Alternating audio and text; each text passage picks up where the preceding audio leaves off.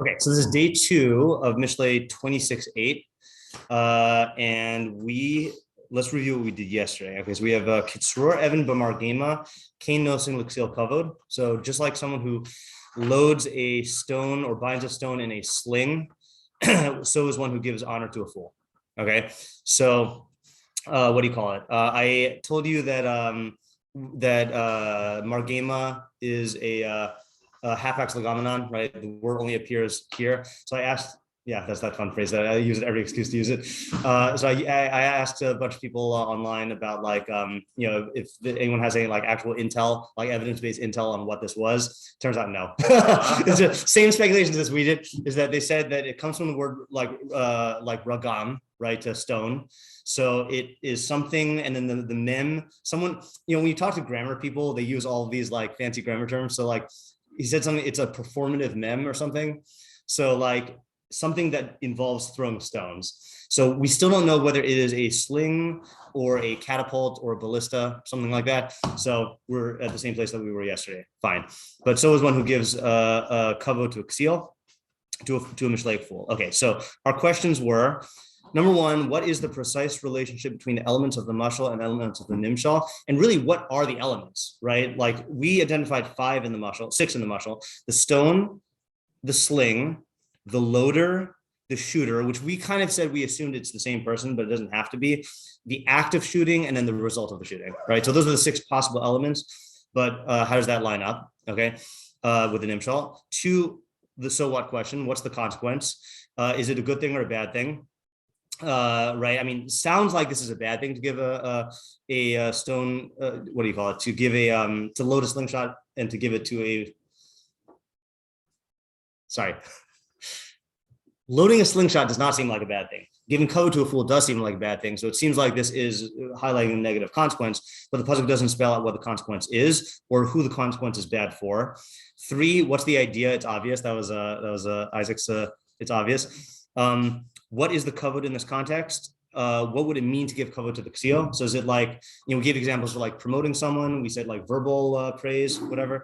6, who is the 5, what is the ksil in this context? Is this the generic definition of ksil, just a mishlei bad actor, or is this a technical definition? And if it's a technical definition, what is that technical definition? We have several candidates. We have Rabbeinu Yonah's definition of a veteran pleasure seeker. We have my ish definition of the person who stubbornly insists that reality will align with his desires.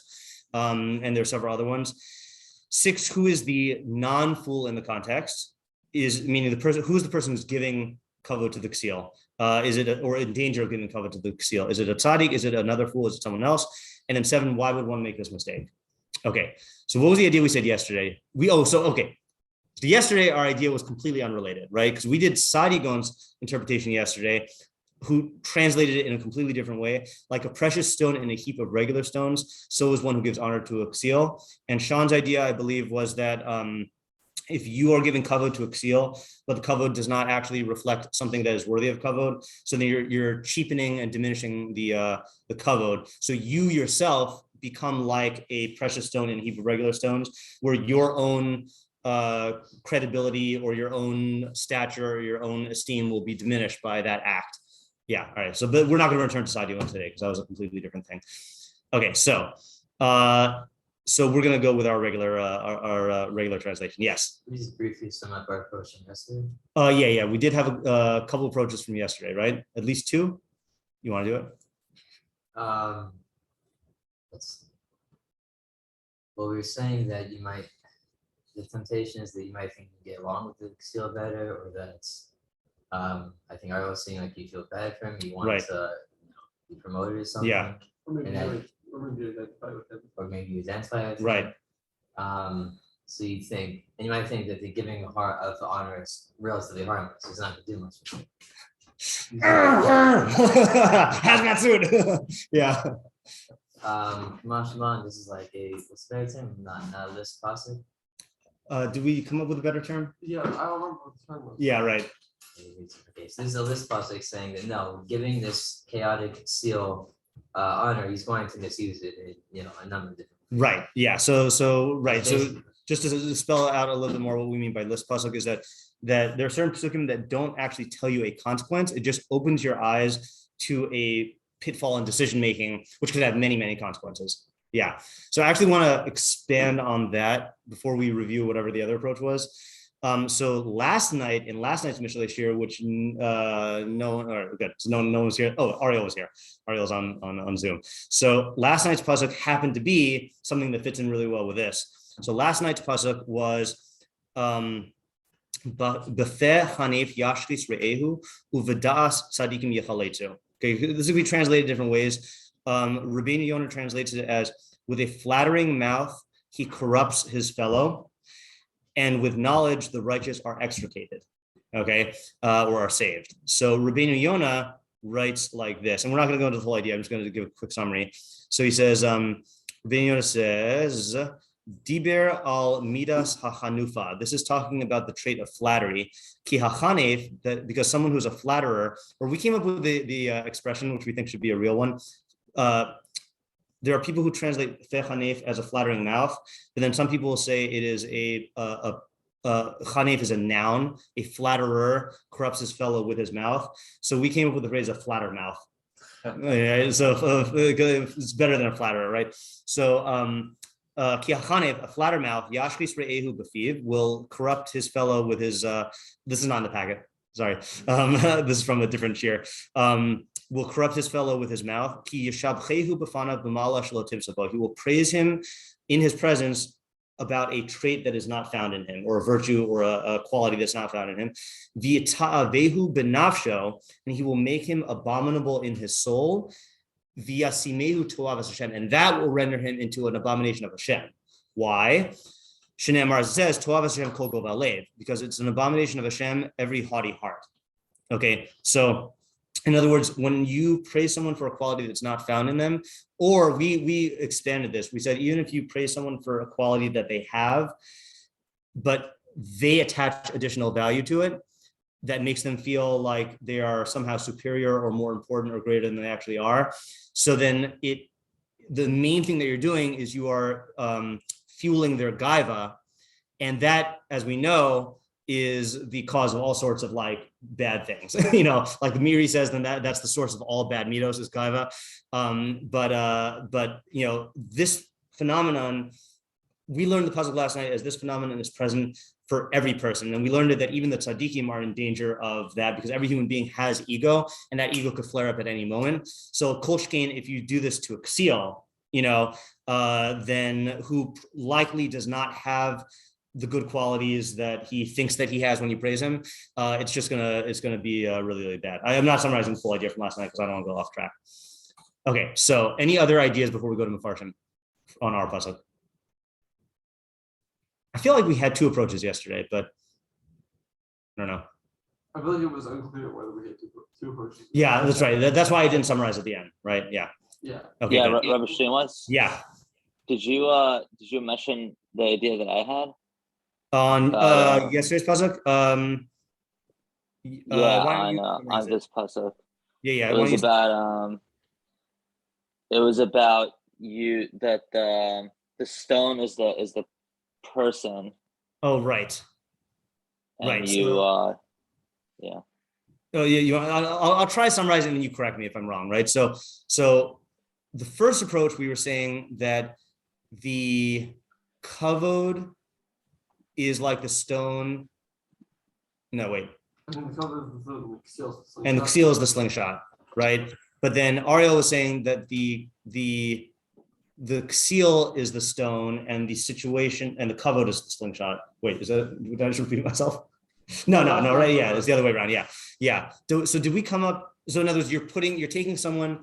Ariel's idea was that you're taking someone who basically has a certain amount. I used the word inert yesterday. That this ksil is kind of limited in how much danger he can cause on his own, unlike the Russia, who can cause a lot of danger. But the ksil really needs to be interacting with a lot of people in order for it to be damaging. So you might think that, oh, what's the big deal if I give him kavod? So the problem is, if you put him in a situation of kavod, it amplifies everything, all the bad stuff that he does, or all the distorted ideas that he says. And we use the example of like social media. When you put certain people on social media, they're doing the same thing that they were doing before, but now you're just opening the gates of chaotic evil, chaotic foolishness, where they can harm lots of people because you've given them a platform. Is that an adequate summary? Yeah. Okay. Wait, I yes. have a question. Yeah. Are we also saying that if the stone is the fool, and the slingshot is perhaps the giver of it, then how is what about the the slingshot would be the kavod, right? The slingshot would be the kavod in Ariel's interpretation. Yeah. Right. And you're putting the Ksil, he's interpreting it as the stone. The Ksil is the stone. Right. You're putting in the slingshot. But I think it's a synthesis. It's like one goes to the other. It's like the same order of the words every time. That's common. So it's interesting with the order of the words in Mishlei. You mean there's like a parallelism where it is Kitzur Evan b'margema kin nosin l'ksil kavod. So what would that suggest? That would suggest that the kavod is the slingshot, you're saying, right? Okay, yeah. So I hear that definitely from a poetic standpoint, and especially in a poetic book like Mishlei, then the parallelisms could run like that. But you also do have A psukim where it inverts it. Right. So chiastic ones. Yeah, right. Chiastic, that's the word. Yeah. So So I think there's virtues in each one. Yeah. Okay. So should we do meforshim now? Let's do our usual pecking order. Let's look at Metzudas David first, bottom right. And see what he says. Kitzur, kamo hatsorer evan bekli hakela, just like someone who puts binds a stone into a slingshot, we'll say, or a sling. Shizman muat yishar besofa. It will only remain there for a little while. Oh, this is a new approach. Ki hu omed lizrok, because it is set to be thrown, right, or shot. Kain hanosein, next page. Right? Kana nosein l'ksil kavod. So too one who gives the ksil kavod. Ki ma'atzman yishar b'chvodo. He will only remain in his kavod for a little while. Ki maher yivaze es atzmo b'mase ksilos. He will quickly degrade himself with the acts of ksilos. So that's an interesting thing, right? Yeah. I mean, there's one note that seems like it's actually a little bit. I know we mentioned that pasuk was the tzaddik like fueling the rasha. This sounds like this is going to be bad for the Ksil and maybe like not such a bad thing overall. Right. Yeah. Originally, this did sound like it was going to be bad. Yeah. Right. Because the metaphor was a weapon, and we used the contemporary update of like giving a loaded gun to a kid. Right. So it's weird that he takes as the essence of this that it's just something that doesn't last for very long. In fact, I'm just going to object to this on the basis of Shlomo for a second, and then we'll interpret it and be But there's another pasuk. It might be in the same parak that says like snow in the summer and like rain in the harvest season. So is one who gives a fool kavod. Let's just see if that's actually a. Can I defend a little bit though? Yeah, sure. This might defend what Sean was saying yesterday. It's more of a sling than a slingshot. Yeah. Like it's just like a cloth that you can use to hurl and then like a bully. Yeah, like it's not inherently like primed to launch. Well, when he says it's only going to remain there in a little while, so what does that mean then? Because he says it's omed lizrok, it's set to fire. Sure. Yeah. It's actually the first pasuk in this parak. Kashelik b'kayitz ukamatar lachatzir b'katzir kain nosen lo navel ksil kavod. Like snow in the summer and like rain in the harvest. So honor is not befitting for a ksil. Hold on just 1 second, Chaim. So I think it's been a while since I learned this pasuk, but I think the shot that I gave for this in the past, maybe it was actually based on Metzudas David. Let's just see here. Obviously, we were all thinking of laying out figs, right? Okay. Just like if snow falls at the time when you're laying out figs, I don't think this is the parish I was going off. Okay, I don't remember. Forget the Metzudas here. My interpretation of this is that snow in the harvest season and rain in the snow in the summer and rain in the harvest season is okay. I'm just going to give the fragmented interpretation that I remember. It's been a while since I've learned this pasuk, but the snow in the summer it's a freak occurrence, which is both destructive and short lasting. Okay, in other words, it can ruin the crops. that have been laid out. I think, well, actually, maybe those are the two qualities that when you have, if you've harvested let's say your wheat and it's laying out there in bundles and then it rains, then what can happen is your wheat can get moldy, where it's not going to get moldy if it's still growing. And then, or I think depending on when Kayetz is, then the snow can kill certain crops. I think one of the meforshim makes some statement about that. So in other words, it's showing that and the snow will melt, okay, and the weather will return back to normal. So this is going to be harmful but short lasting, So to me, and that's why I'm saying honor is not befitting of a fool. Like it's not going to last, and it's going to be detrimental to the fool or to other people.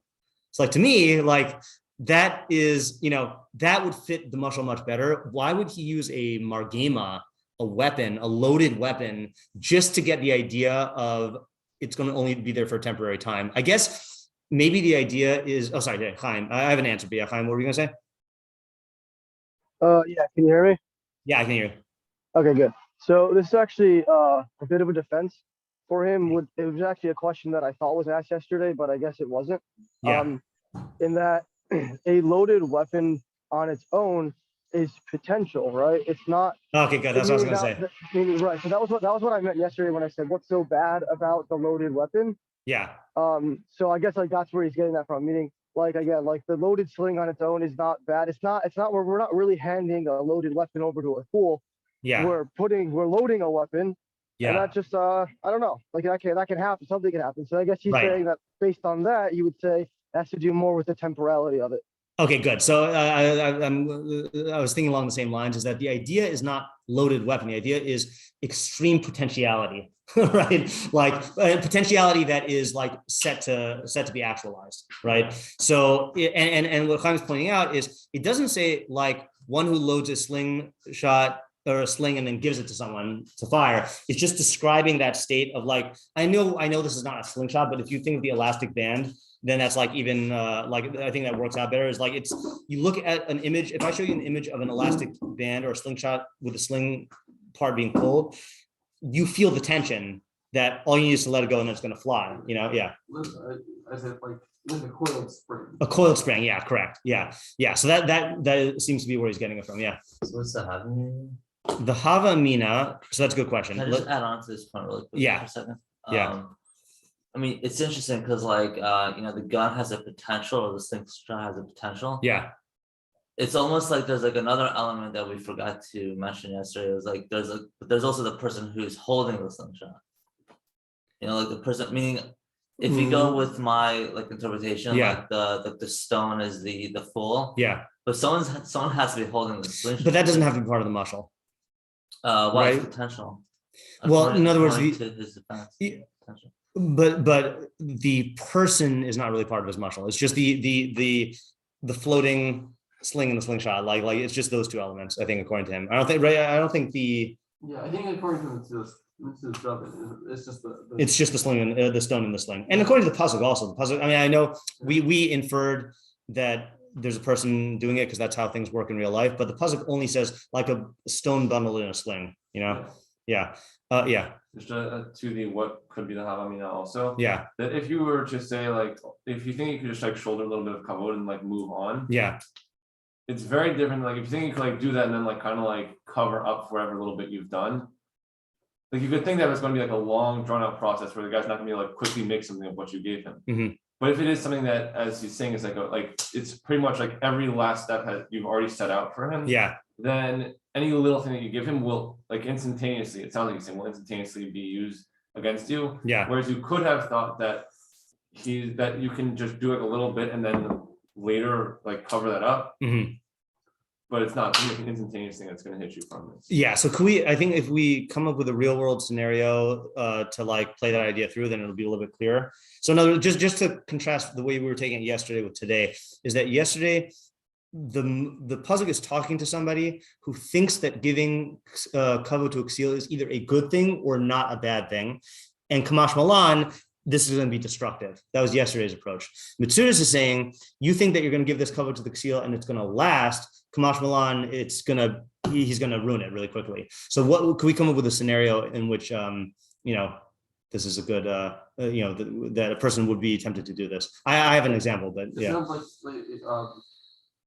I don't have an example of why a person would do this, but it sounds like it's like, you'll appoint him to office and then he'll immediately have a scandal. I guess like what's gonna he's gonna immediately lose the cover that you. Correct. Right. Yeah. So I guess one application here would be, we said yesterday there are lots of situations in life where, like, for whatever reason, political, practical, whatever, then you find it useful to give a ksil kavod. Okay, and yesterday's approach would suggest that that's going to end up bad for you and for the ksil. This is saying no, just in terms of your own calculus of like I'm going to need to give him a position of kavod in order to like appease XYZ. You won't even accomplish that because it's just not going to last. Nature is he's going to self-destruct in terms of his self-bizui dynamics. I'll give another example of this. So when I was teaching high school, then I would have to write a lot of letters of recommendation, mostly for seminaries. College letters of recommendation are slightly a different thing because that's just a total charade. But like in seminary letters of recommendation, then you really are like, you're trying to match the kid with a seminary that's good for her, So there's, I don't want to call it a machlokus, but I feel like there's a spectrum in terms of people who write letters of recommendation. How honest and forthcoming should you be?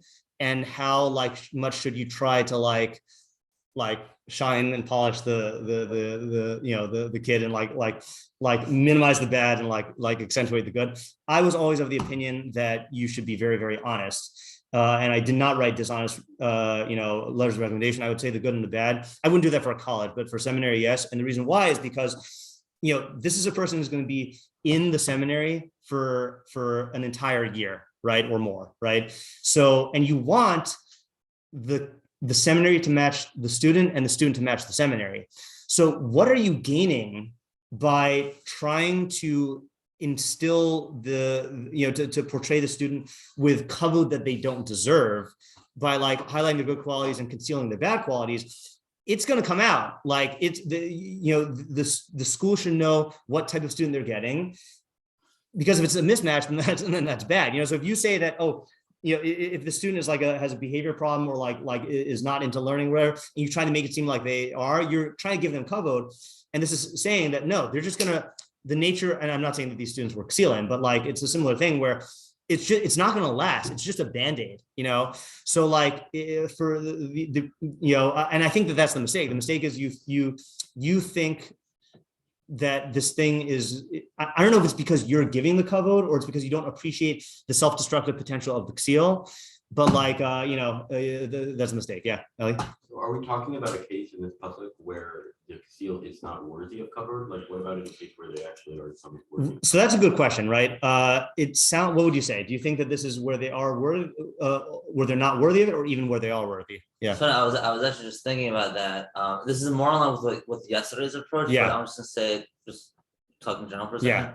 I feel like maybe you could have a situation where Ksil, maybe does something good. Yeah. Does something right. Yeah. And like maybe like the perception that comes off is, okay, maybe he's not a Ksil anymore. Maybe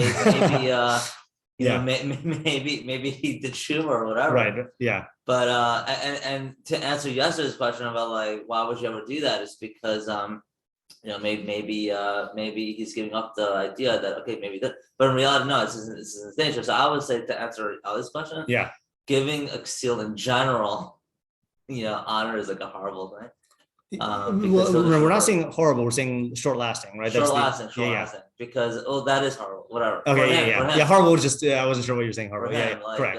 Because because he'll just revert back to his old ways and it's gonna look like a fool at the end of the day. Like it doesn't matter if it's a lie or if it's not a lie. It's the same concept. I hear. Yeah, Shmuel. Yeah. Well, I want to argue on that, because if we're gonna take the assumption that there are archetypes in Mishlei, archetypes don't have to be reflective of what a person like fundamentally is. It just Right. it can just reflect like what they're doing at the moment. So Correct. really then it really is situational. It means just Right. like if they're a Ksil in that moment, because they're saying this because this is for everybody. Everyone can be a Ksil in that. Right. Yeah. Okay. It can be in Russia or sidequest. Exactly. Yeah. So that's a really, really good point. And you know, we've had discussions about this before, that Mishlei teaches its ideas through archetypes because it's easier to it's easier to understand the idea when you see it in a pure form.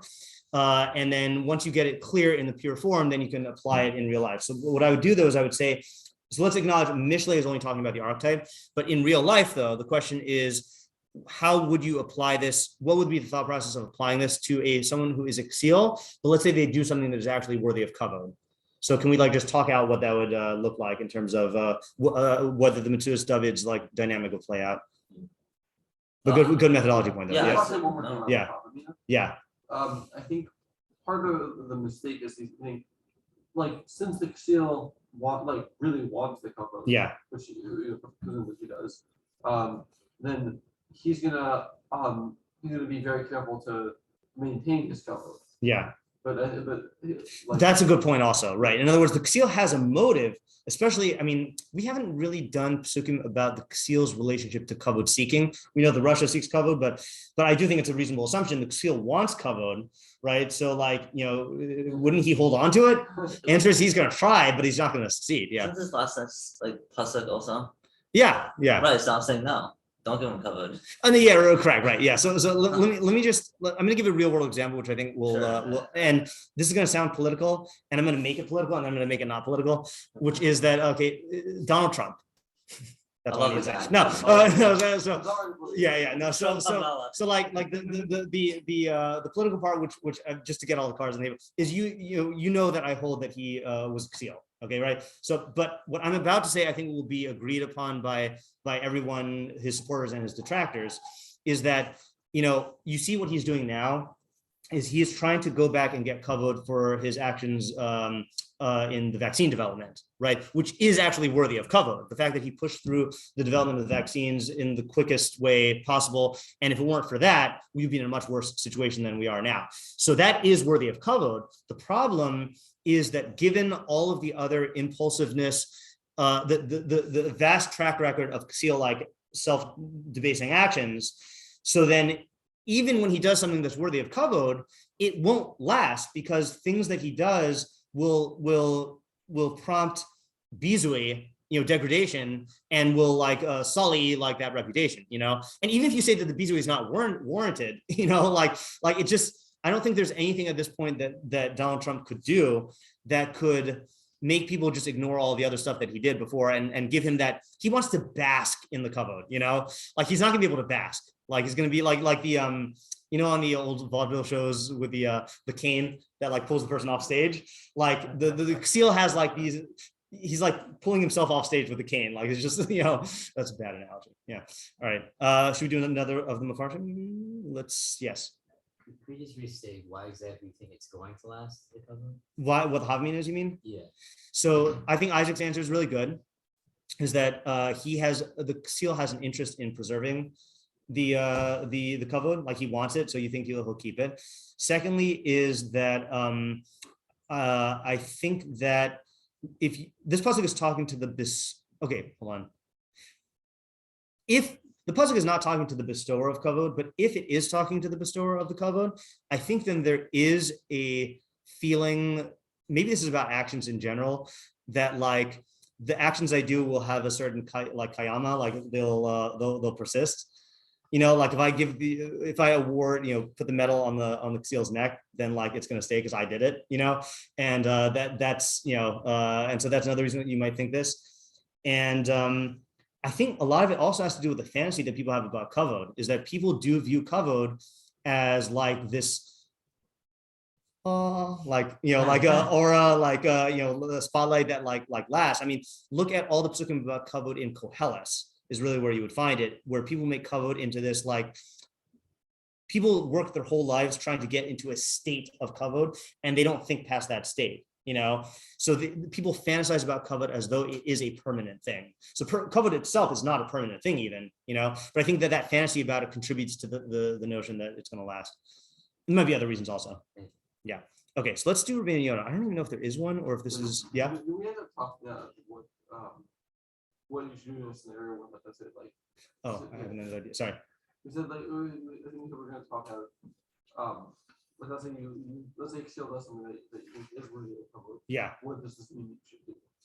So I think what it means is that you should take this into account. I don't think this is, I agree with what Shmuel was saying earlier, is that I don't think this is dictating what you should or shouldn't do. It's saying that this is a factor that if you, let's say, politically speaking, you're in a position where you need, let's use an example from yesterday. Like, let's say like, you are a boss and like, you're giving employee of the month awards or whatever. And like, this guy's been in your company for like 10 years and all the like new hirelings are getting it, and like, you're like, okay, fine, I'll just like throw this guy a bone, So like, if you're making that decision, you have to realize that this guy is going to be the same jerk that he was beforehand. So if he like, like you have this picture of employee of the month and like, he's doing something like, putting, jamming the coffee machine. I don't know, it's gonna undermine the thing that you're trying to do. So like, just, and sometimes that can be bad for you. Sometimes it can be bad for him. Sometimes it can be bad for morale. Like, let's take Sean's idea.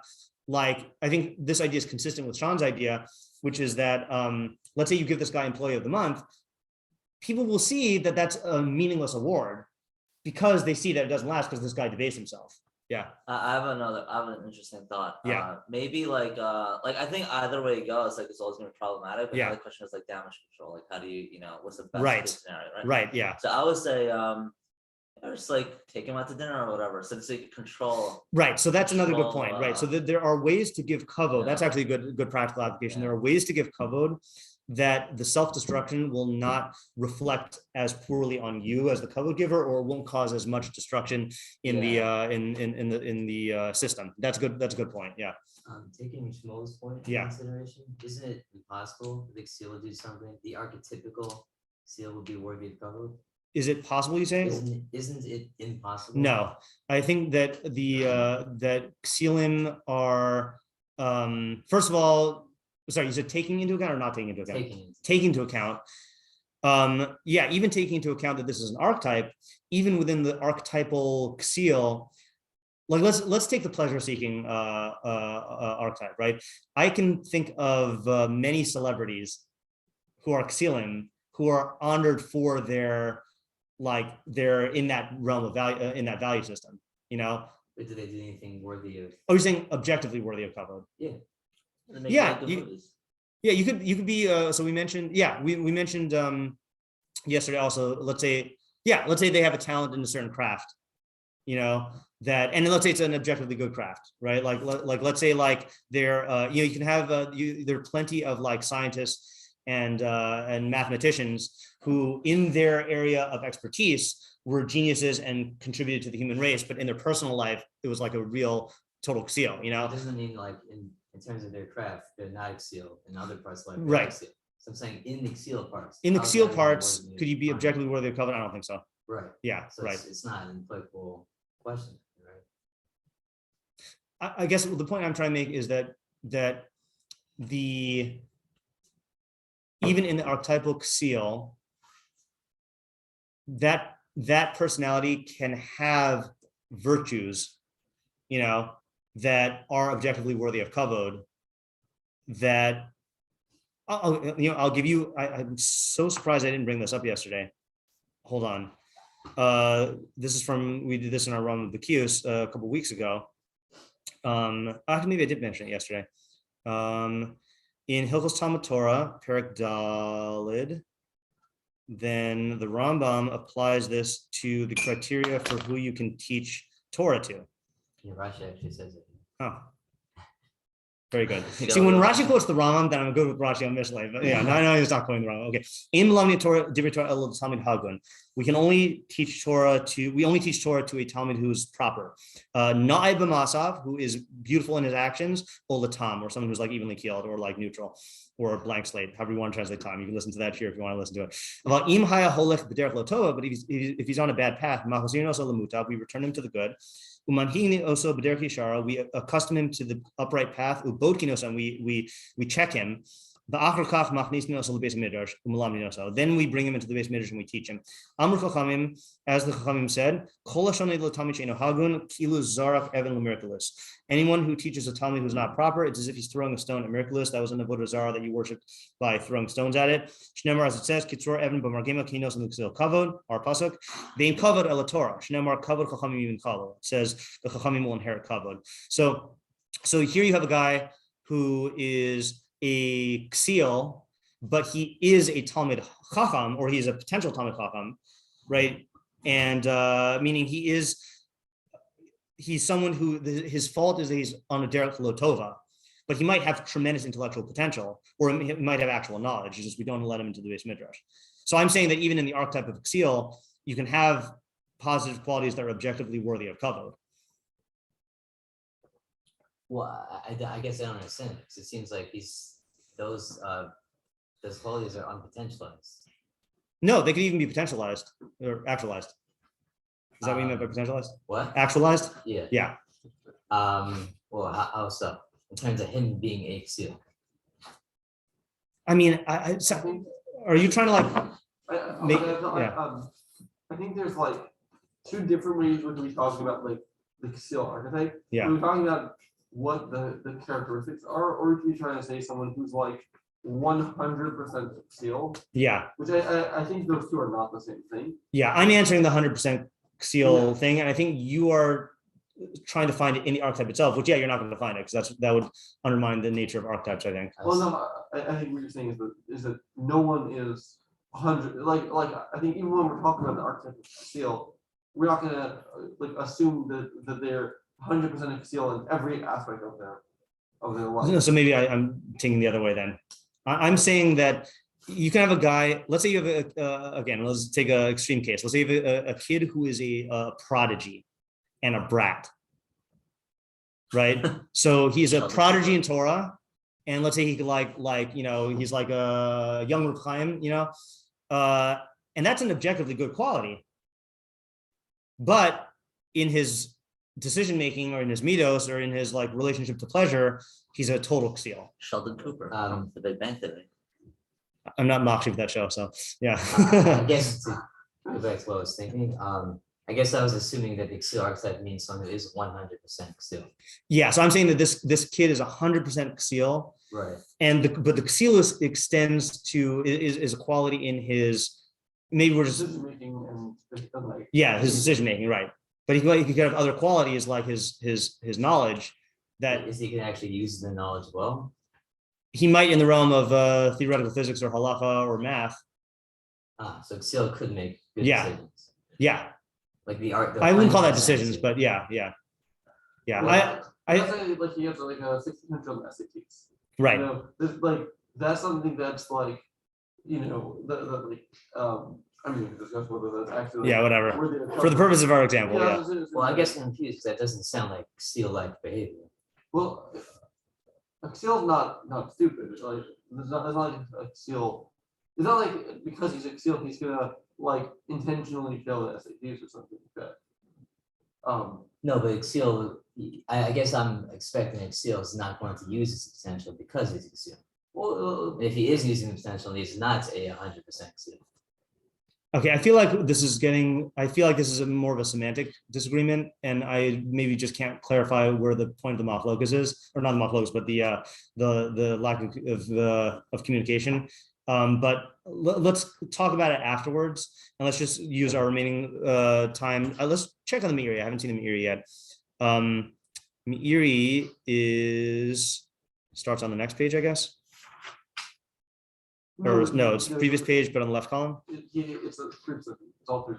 Oh, is it? Yeah. Oh no. All right. So then we won't do the Meiri yet. Who do we want to do? Is there a Rabbeinu Yonah, or is it 26:1? There's a footnote. Is it just a footnote? I couldn't find it either. Yeah, I couldn't find it either. Okay, so let's see. Who do we want to do next? I think Sadigan was not good on this one. Let's check it out. I think so. Let's check it out. Was that? We didn't yesterday. Oh yeah, we did. Yeah, we're not doing Sadigan anymore. Oh, Yeah, you're right. Yeah. We read his commentary also. It seems like the footnote to Rabbeinu Yonah, his explanation of Dalit. Okay. But might have something in here about this actual pasuk too. All right, yeah, we'll read the footnote on the Rabbeinu Yonah. Footnote 1. The beer Revino Avos Dalet Aleph, Ezehu Kat Mechubad Hamakabedis Abrios. So on Rabbeinu Yonah's commentary on Avos 4:1, who is honored? Someone who honors people. Hamakabedis Chavero, one who honors his friend. La'atzmahu Makabed, he's honoring himself. Lo Chavero, not his friend. Mato Elis La'ish Yasu Lo Kavod. What benefit is there for a person when they do honor, when they give him honor? Im Nifbadhu Lahosipa Malaso Bichvodo Mipnei HaKavod Asher Asalo. If he is honored, then that doesn't add to his actual perfection, his actual qualities. Vodo mipnei hakavod asher asalo. In other words, you're not actually like making him a better person. And if he's